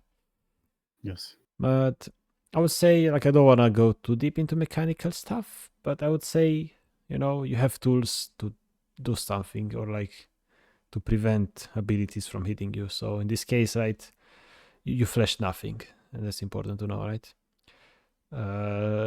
Against Kassadin, it's hard to flash his ult, right? But it's still good to look for it, because if you look for stuff to flash, it's like you play against, I don't know, Brand, and you're just looking to flash his Q all the time, right? And you just form a habit to actually flash an ability, not to flash out of panic, like you did right now. Here it's like you fly in a brush, but it's got ult or whatever. Yeah, I think it's like, because I don't master all mechanics, I try to flash in hope of avoiding one hit and maybe having one advantage. You just wanna, flash with a reason, I would say, right? So here, it's been like a second, 2 seconds. You wanna flash his ult, or at least flash out of the malignance on the ground, right? Even that's better, right? So you wanna try to flash with a purpose when you're finding yourself in 1v1s. That's gonna help you a lot. If you think more actively about what you need to dodge with flash, that's gonna help you a lot. It's gonna make the difference. Because here, if you kill Kassadin, you get a turret too. And you could have actually, outplayed with the flash if you actually thought about flashing something, not just flashing out of terror. It's just because I don't know exactly what Kassadin does in terms of spells, so yeah. You never actually only play Jinx, right? You never play anything else, right? Yes. Mostly just a bit of Lux, and that's it. I mean, don't you know his abilities overall, though? Not for Kassadin. Most other champions, yes, but not him. Okay, so yeah, I mean, this would help you a lot, actually. Like, learning the champions, like how to counter them in a 1v1 would help you. Like, knowing what to flash. We could do it like this. Know what Obviously, to flash, I didn't know what to flash against. Because, flashing his ult is difficult. You can do it, but it's like maybe you need luck or whatever. But one thing you could dodge from Kassadin is like his E. He started level 1. He does like a cone in front of him damage, right? So you could be like, okay, if he looks like he wants to go towards me, this is super predictable. He's legit walking towards you. He's gonna ult and then press all his abilities. So what we want to do is like flash basically the moment he ults, because then he's gonna miss stuff. Or in this case, use the E right away, right? But like you can telegraph a lot of enemies, because the moment they want to do something, they turn towards you, right? You see, like the moment he wants to go in, he's turning towards you. This is when you flash.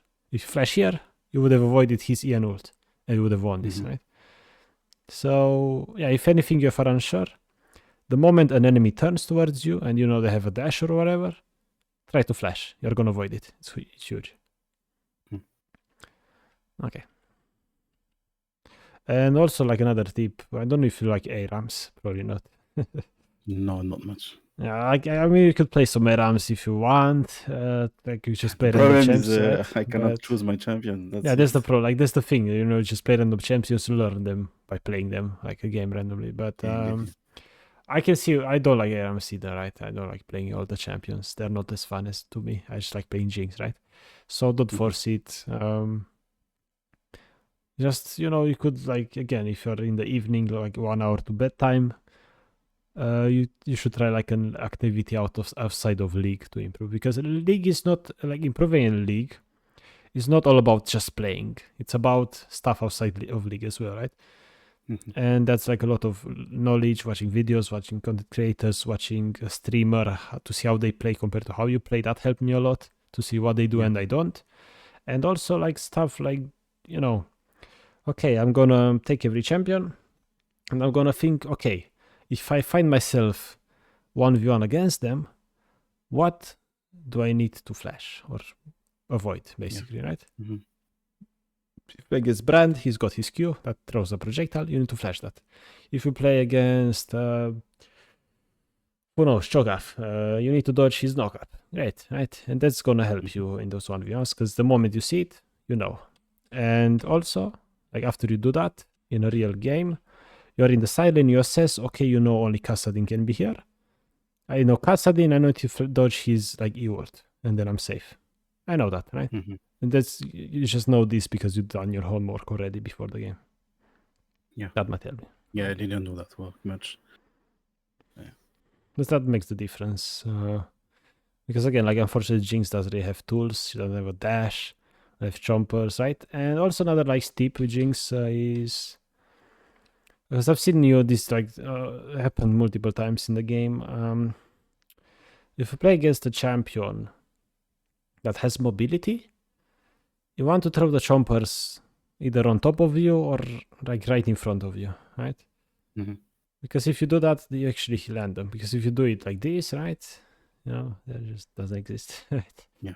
It just doesn't exist. So, when you find again in 1v1s, just have patience with those chompers or use them in front of you or on top of you if they just teleport on you, right? They would have, like, even better chompers here without flashing would have made a difference because he gets caught in the chompers, then you just get some distance with flash and then you hit and you would have won, right? So this is like more mechanical stuff, but because you play side lane in mid late game, you have to have great mechanics, I would say, because they actually make the difference in these kind of close fights, especially ADC against assassin, mage, or whatever. They help a lot. Can I see what's next? He's dead. He's spawning. Enemies are all on Baron. I wanted to say you go mid, which is perfect. You can join that fight. It's an outnumbered fight. Even if you go, you are outnumbered, so you never want to go. And you still go.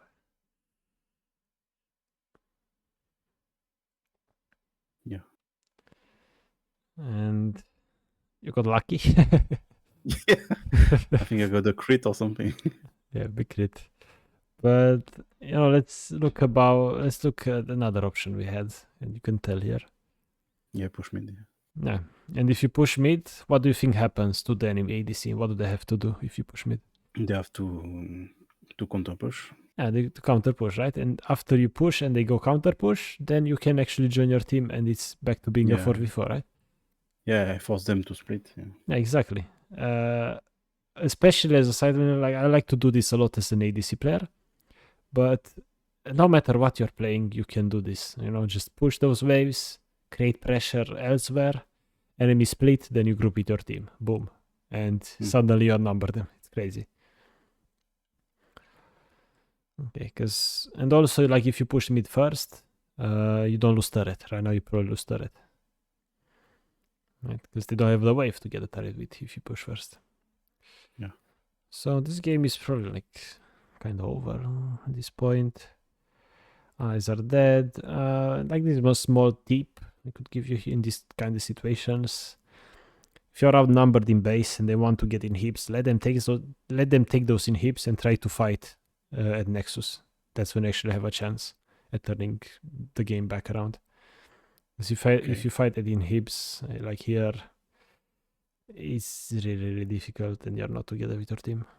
And they're all over the place, the enemies.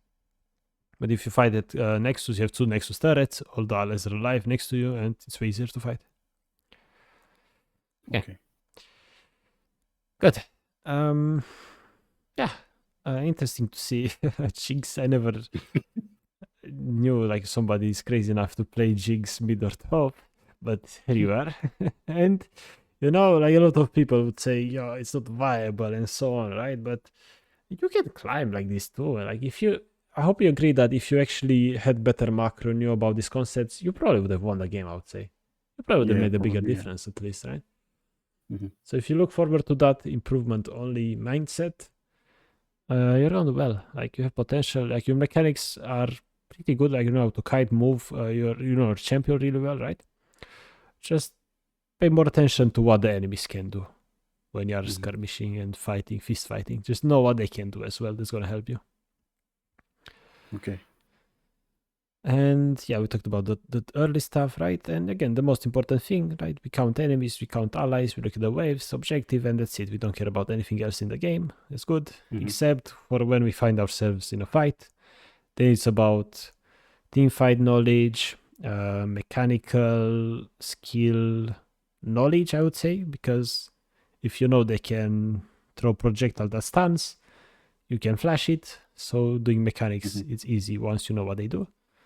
And yeah, you should be fine. Like you should improve a lot, in my opinion. Like you can go quite far. It's not like the sky's the limit, basically, in a way. Do you have any Okay. goals in terms of division? Going as far as possible. Yeah, That's good. it. It's perfect, right? You don't need a specific one. You just go I as know far. I don't want to play like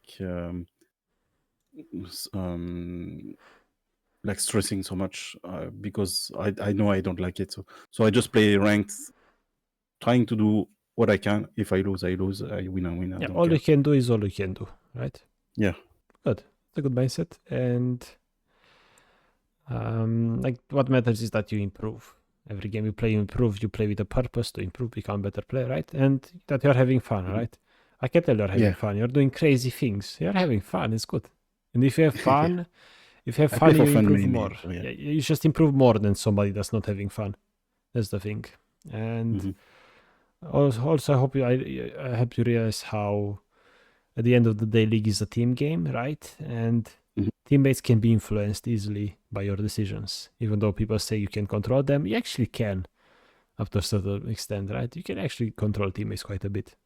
That's just how Yeah. it is. So, keep doing what you like. If you like playing Jinx mid with weird builds to counter the enemies, I mean, go for it. Who's gonna say no? Especially if you are gonna improve enough to climb, because you have potential. You can climb for sure. And Okay. if you ever want to try Jinx ADC bot lane, you can also do that. But it's up to you, of course. Don't let other people tell you to not do the things that you like. Just do what you like. And if you do Hmm. the things that you like, you're gonna enjoy yourself, and you're become a better player if you enjoy yourself. That's the most important thing Okay. to remember. There's just one thing I'm not ready yet to do in ranked is playing AP Jinx, but AP Jinx, man. I remember last season when Static was OP. I mean, Static and Nashor Jinx in a game. Oh my god, that's funny. but I found fun builds with my tries with AP because I mixed them with like lethality build. Mhm. I know last season one thing was good. Now it's not that good, but it was mixing Manamun, Muramana, sorry, Mhm. with Collector and Liandry, because those three items will like help each other.